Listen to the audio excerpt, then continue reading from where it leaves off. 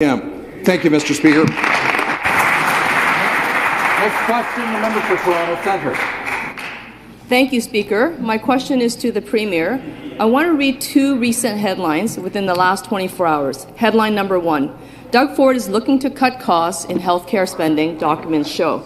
Second headline, child with pneumonia waits 40 hours in Ontario ER. Speaker, a healthcare system is on the verge of collapse. There are no available beds for children, not even children.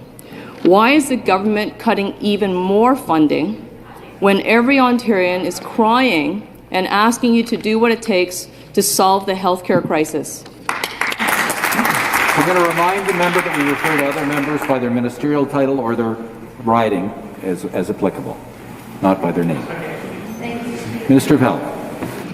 You know, when we talk about investments in the healthcare system, we are talking about true dollars in terms of our most recent budget, of course, in August, which this member opposite chose not to support.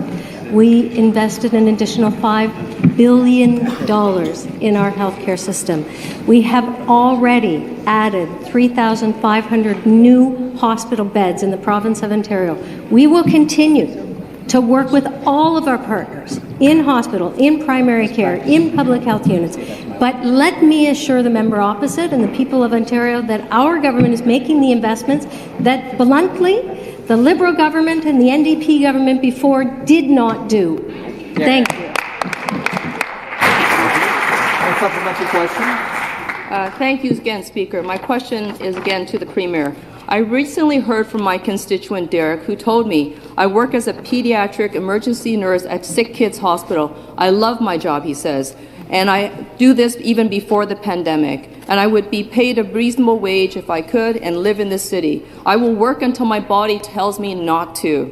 The HR and nursing shortage cannot be solved quickly. Short-term action is of the utmost importance. Improving nursing compensation is the best thing we can do to actually improve retention.